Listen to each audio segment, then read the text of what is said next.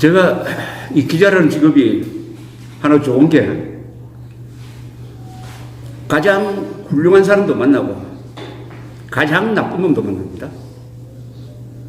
아침에는 살인강도도 만나고 저녁에는 마리아 테레사 같은 성스러운 사람도 만나는 게 기자인데, 이 기자로서 이렇게 쭉 관찰을 해보니까 위대한 지도자, 위대한 경영자, 위대한 공무원, 위대한 기업인, 위대한 과학자, 이 위대한이란 말이 붙는 사람들은 다 공통점이 있습니다. 이 사람들은 교사입니다, 교사. 교사적 품성을 가진 사람만이 위대해질 수가 있어요. 그런 마음이 없으면 그냥 훌륭한 지도자, 유능한 지도자는 될 수 있지만은 위대한이라는 말이 붙는다는 것은 그 인물이 역사적 인물이라는 뜻입니다. 역사를 바꾼 사람, 역사에 큰 영향을 준 사람, 이런 사람들은 공통적인 게 교사적 품성을 갖고 있습니다. 교사. 박정희에 있어서 교사는 어떤 식으로 정책에 반영이 되었느냐 하는 것은 한두 개가 아니고 전부 다입니다. 전부 다 이 사람은 문제를 해결할 때 항상 가르치는 입장을 취했어요. 또는 가르침을 받는 입장을 취했습니다. 교사는 가르치기만 하는 사람이 아닙니다. 가르치려면 자기가 배워야죠. 배우는 사람이 가르칠 수 있는 거죠. 박정희라는 사람은 항상 배우는 사람이었습니다. 배우면서 가르친 거죠. 배우면서 가르친 거죠.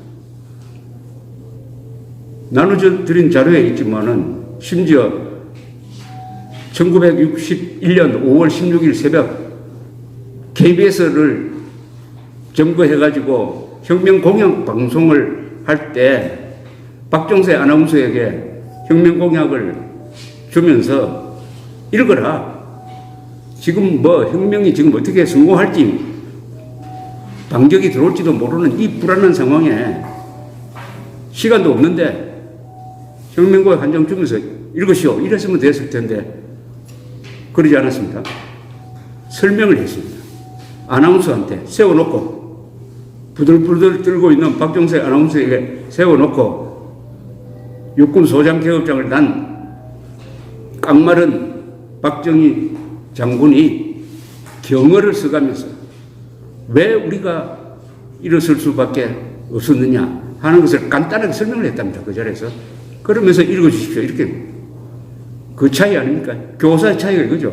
읽어 하는 것과 왜 우리가 일어날 수밖에 없었느냐.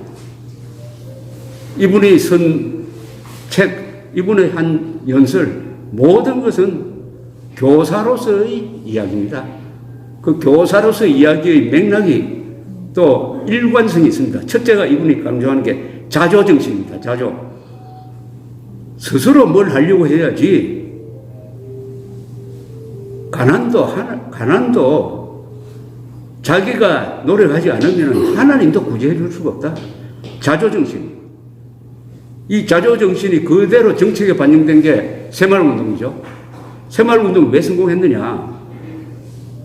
자조정신대로 했습니다. 즉 시멘트, 철근을 각 마을마다 나눠주고 그 뒤에 점검을 해보니까 어느 마을은 마을 사람들이 뭉쳐가지고 지도자를 뽑고 해가지고 그 공짜로 받은 걸 가지고 마을 회관도 짓고 다리도 내고 했는데 어느 마을에 가니까 그냥 사와놓고만 있더라.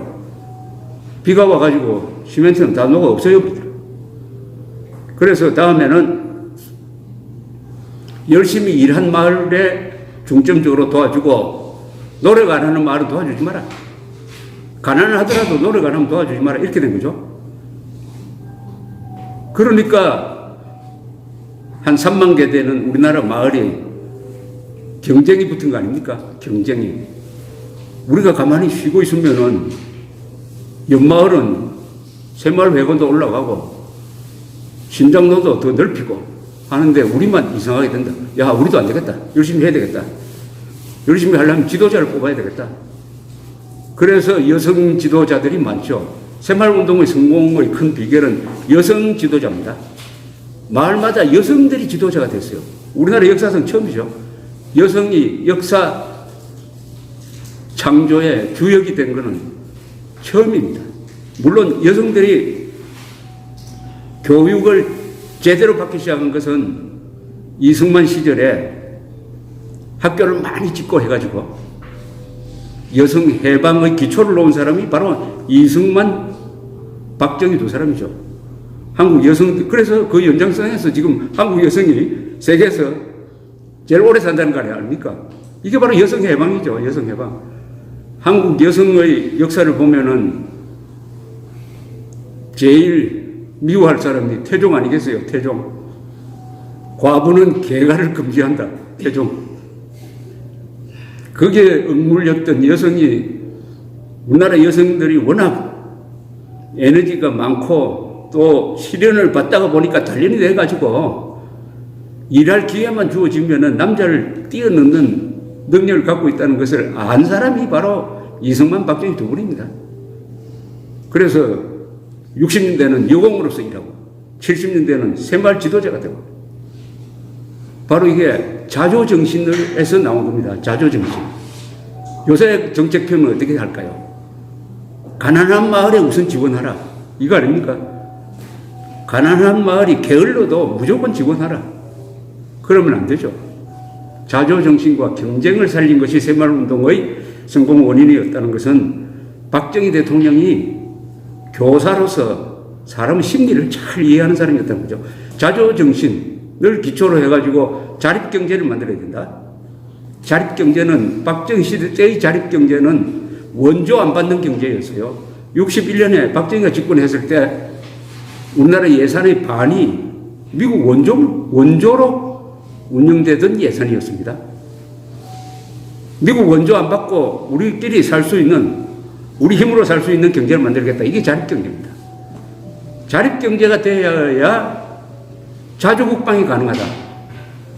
자립경제가 되어야 돈이 생기니까, 세금도 거두고 돈이 생기니까 우리가 무기를 개발하고 우리 힘으로 나라까지 지킬 수 있다. 자주국방입니다.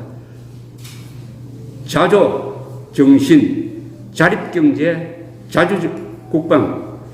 자주국방해야 진정한 독립국가라고 할 수 있다.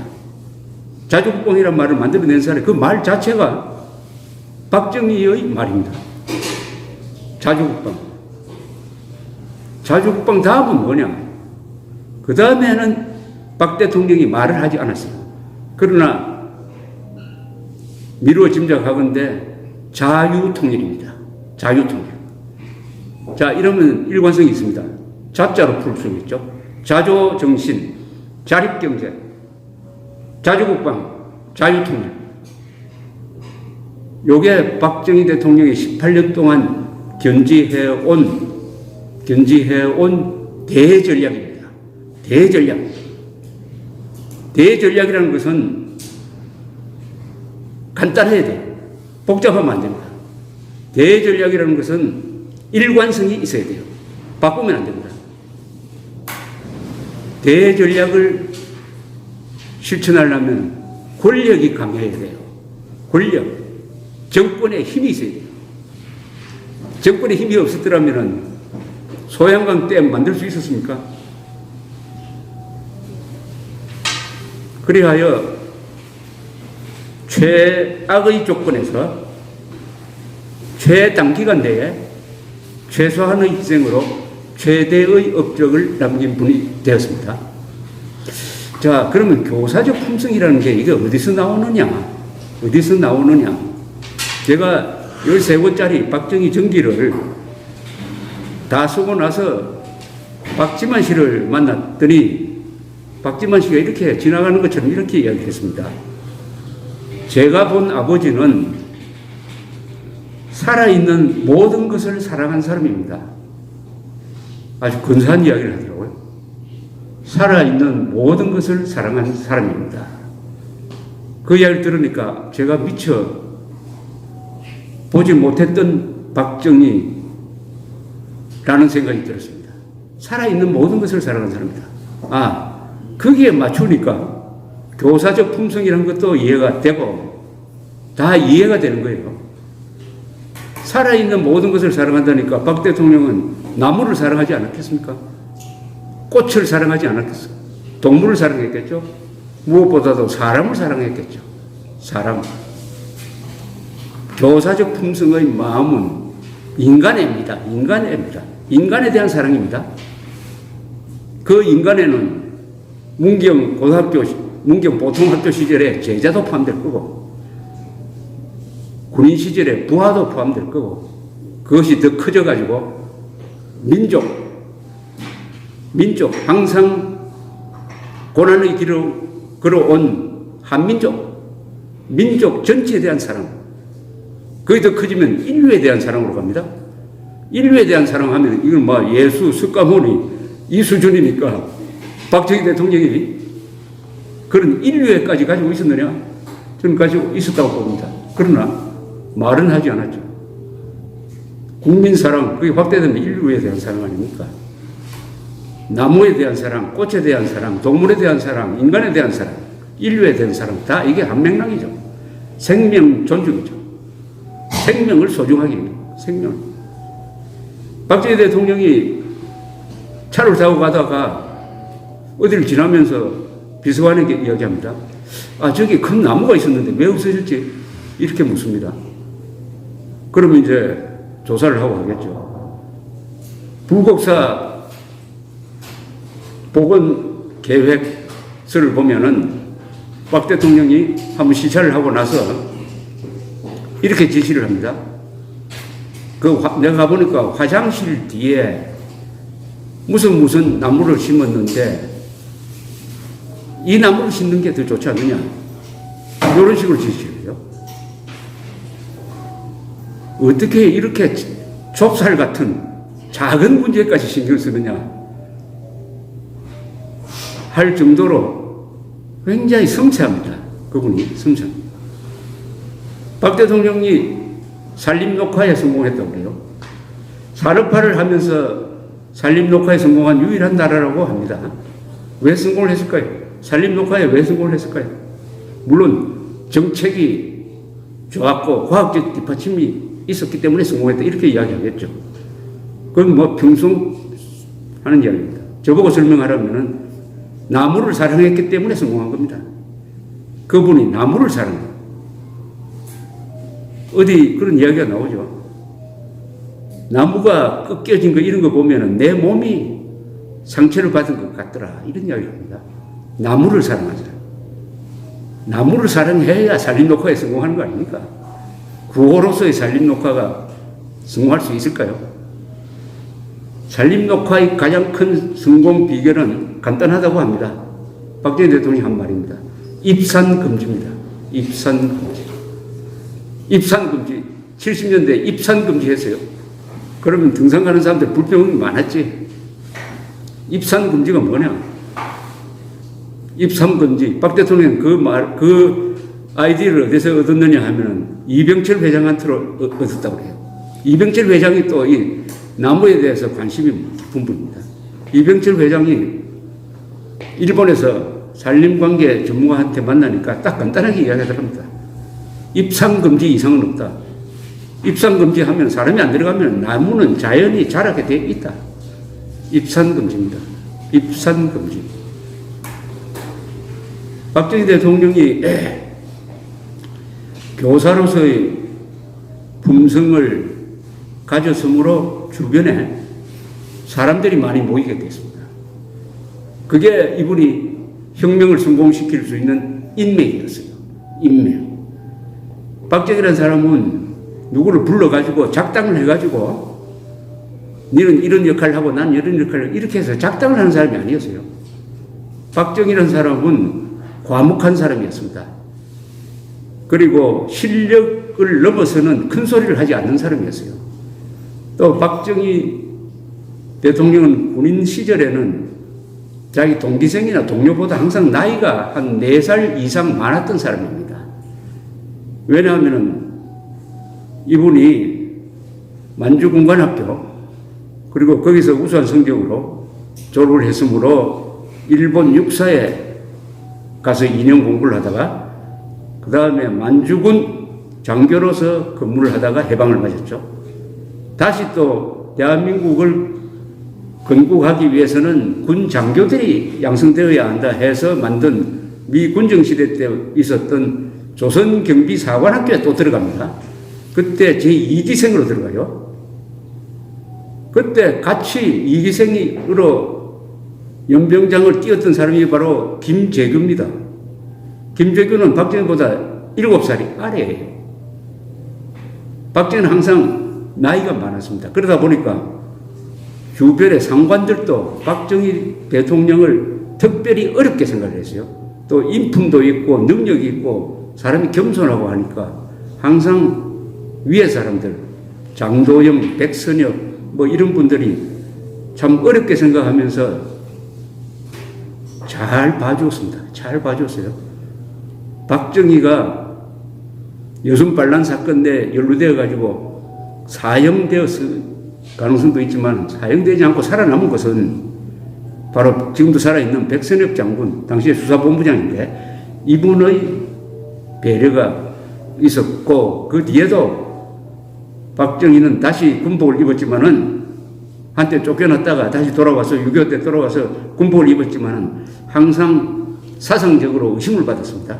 그때마다 박정희를 주변에서 변호해주고 감싸준 사람들이 많이 있었습니다.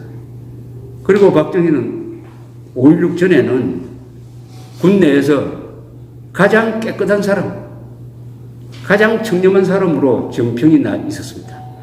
가장 청렴하고 가장 유능한 사람이다.